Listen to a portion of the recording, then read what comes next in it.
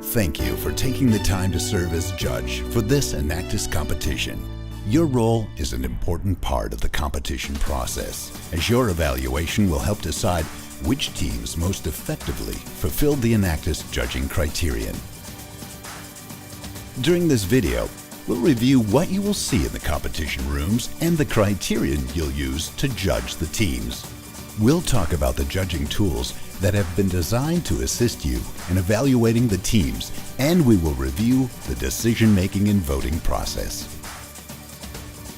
Throughout the video, we'll provide you with some general notes and thoughts to help you in your role as judge. Thank you. And now here is Desi.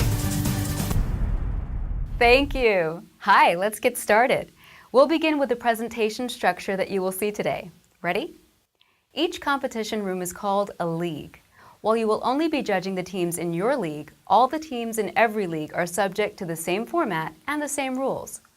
Each team has a maximum presentation time of 25 minutes, including an annual report, a live audio-visual presentation, and a question and answer period. Following the team's introduction by the league coordinator, they will have exactly 3 minutes to hand out their annual report and set up their audio and visual equipment. The team cannot begin their presentation before the 3 minutes has expired. This also gives time for you to read their annual report and get familiar with their projects. Following the setup time, the team has up to 17 minutes for their audio-visual presentation. Please know, teams are not required to use the full 17 minutes, and there's no penalty for finishing early. When the presentation has concluded, there will be a 5-minute question and answer period, and that's when you will have an opportunity to ask brief questions of the team. During the Q&A time, please refrain from making lengthy statements or sharing too many praises of the team. Time is limited and other judges may have questions, so please focus your remarks on asking concise or clarifying questions directly related to the team and its activities. Please know, in addition to their annual report, teams are invited to distribute a membership directory, also referred to as a team bio. However, they are not allowed to distribute any other materials to the judges. If a team chooses to display materials during their presentation, the judges are asked not to touch or keep the displayed materials. If you have questions about the presentation structure, please feel free to speak to the league coordinator or an Enactus staff member during the break.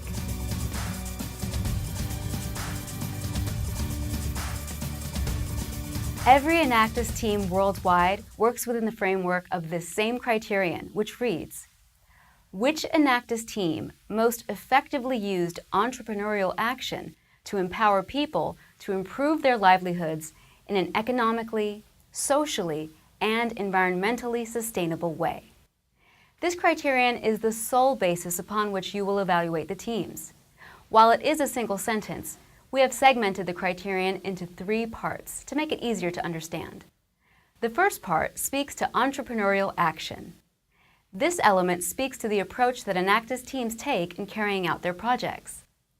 Enactus defines entrepreneurial action as taking the opportunity to use sustainable business and sound economic practices to develop innovative business models based on risk, commitment, and a willingness to follow through. While there are many ways to address needs or problems, what distinguishes the Enactus approach is the belief that by applying sound business and economic concepts, we can create lasting solutions. It is important to note that entrepreneurial action does not mandate that a team launch a business or work solely with entrepreneurs. Using entrepreneurial action refers to the innovative or unique way in which the team addresses the need that they have identified for each of their projects. The second part of the criterion is empower people. Teams directly empower individuals when the project beneficiaries take the skills and knowledge they learn during the initial stages of the project and implement them in their lives. A collaborative approach is key when working with the target audiences to ensure long-term empowerment solutions.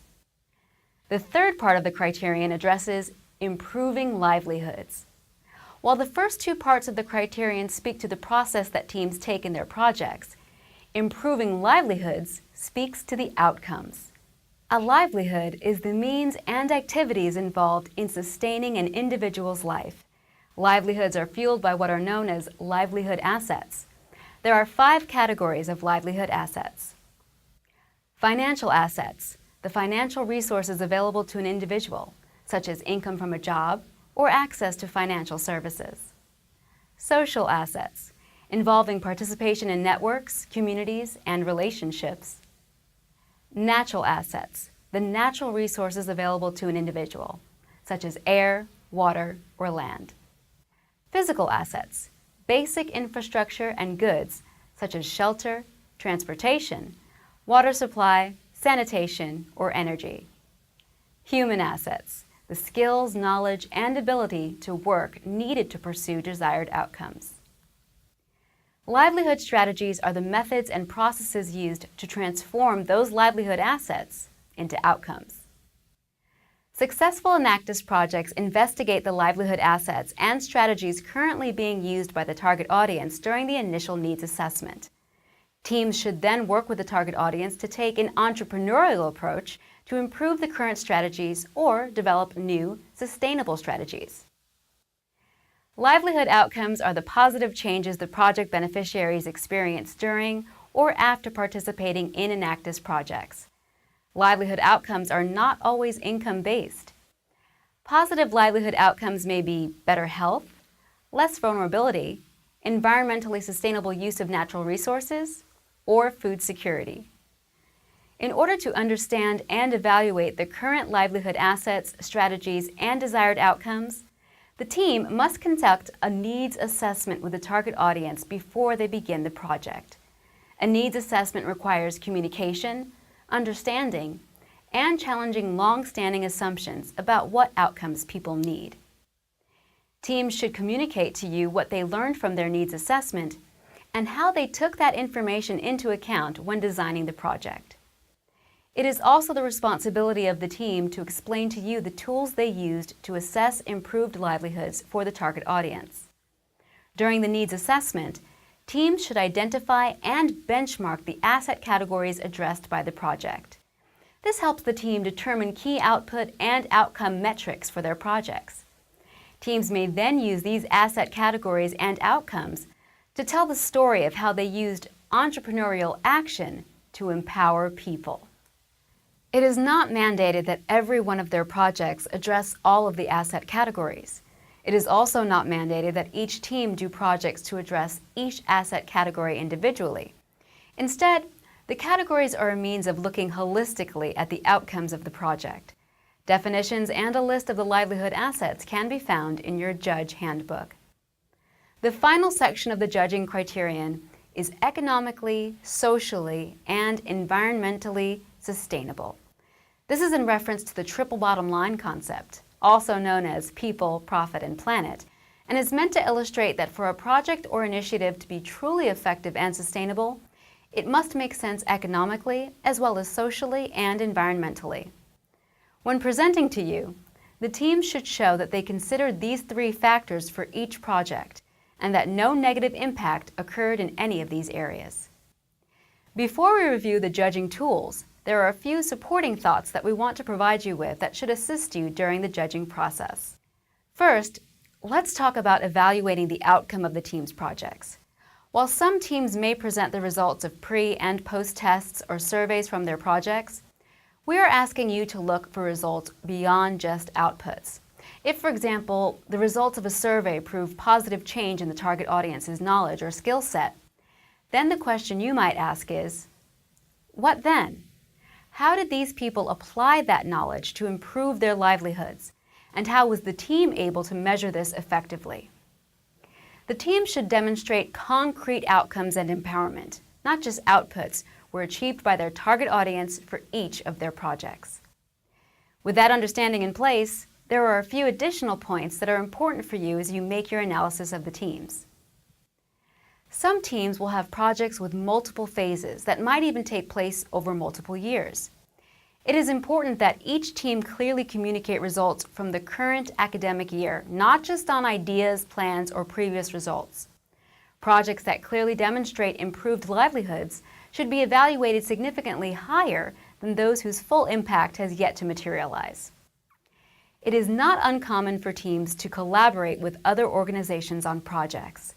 It is very important that the team clearly define who they collaborated with and what the team role and contributions were. Teams should clearly report to you the degree of impact they can legitimately and fairly take credit for. Teams are not required to conduct international projects, although it may be impressive to see that some teams are able to impact those outside their home country. International activity should not automatically warrant the team additional credit in your evaluation. Your focus should always be on the relevance, depth, and meaningful impact of the project, regardless of it being international or in the team's home country. And finally, we strongly encourage you to seek clarification during the question and answer session if you feel any aspects of the team's projects, partnerships, and/or outcomes are not clearly defined in their annual report or live presentation.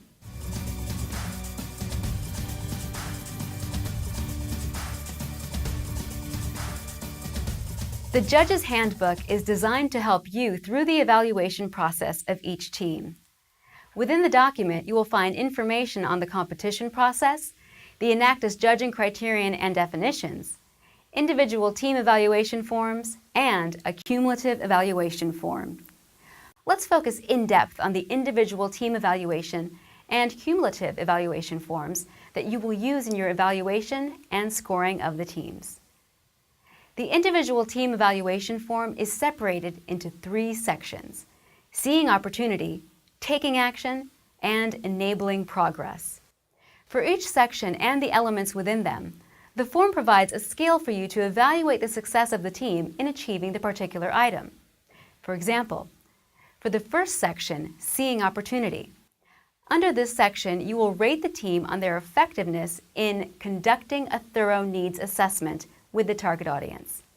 Using the scale of insufficient to excellent, you will evaluate how you felt the team addressed this through their annual report and/or live presentation.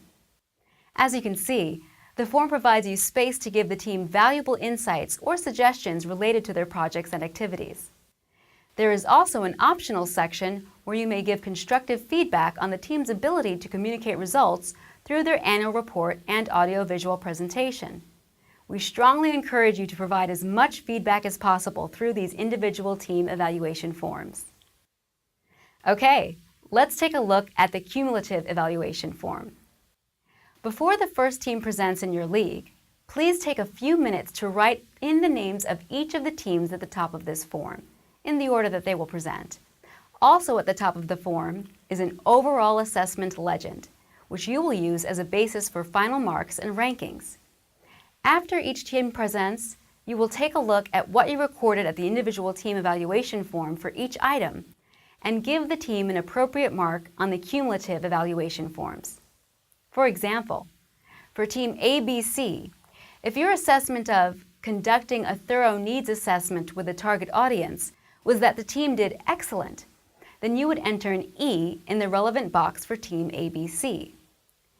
The cumulative evaluation form, which we just reviewed, will serve as your guide to ranking the teams at the conclusion of the competition day. After the final presentation, you'll finish completing the form and then use this information to give each team a ranking, with 1 being your first choice.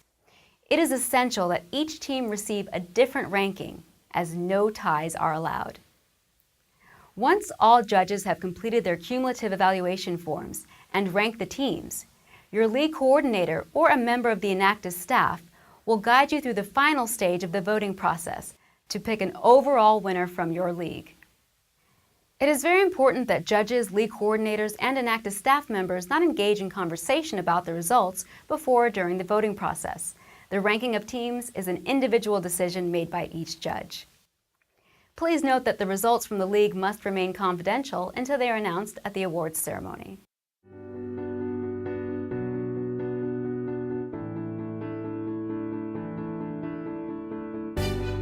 So, we have covered the presentation structure, judging criterion, judging tools, and voting process.